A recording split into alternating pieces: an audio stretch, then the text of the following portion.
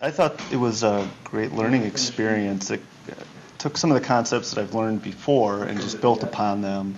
And then adding the simulation component to it was a new experience. And it, for me, kind of got the competitive juices flowing. It kind of gets addictive. You want to really try to do well, and she doesn't make it easy. When you interview somebody in an interview room, you don't get a chance to make a mistake and still get the end result.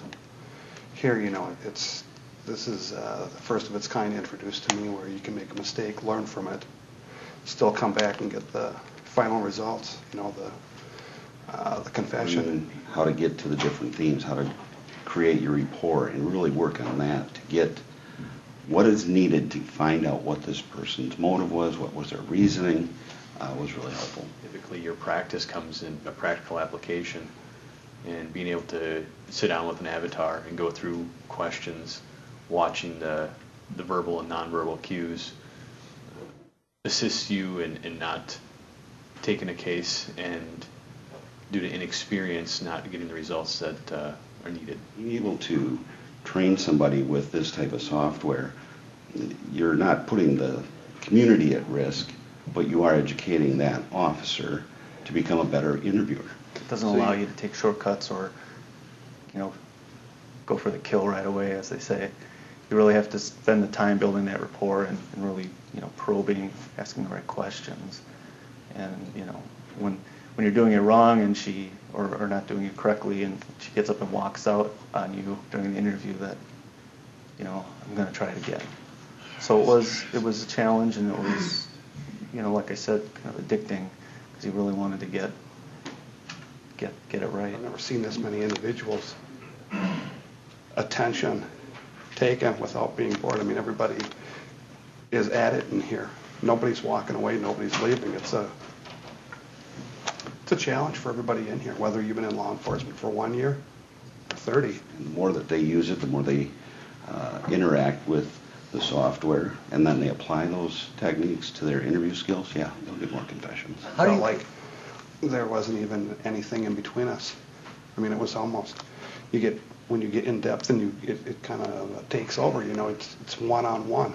Practicing, you know, will help me go out into the practical setting and pick up on things that I've been previously missing. It allows you to learn which avenues you can and cannot go down, so you don't make that mistake using it the first time.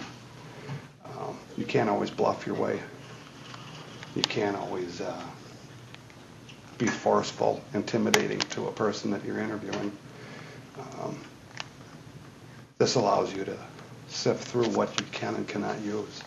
Signs of deception that we've gone over and have been demonstrated through use of the avatar, in my opinion, will assist in picking up on things that I've been missing on traffic stops.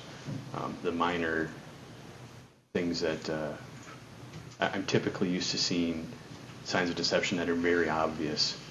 And when you start going through with Jennifer and you start picking up on clusters of information or clusters of signs of deception that I've seen in the past that I've let go and not queued up on, now I'm going to pick up on those things, and it'll assist me in perhaps bringing a few more people who are violating, whether it be drugs in the car, or they have warrants that aren't checked through NCIC, or they're giving me false information.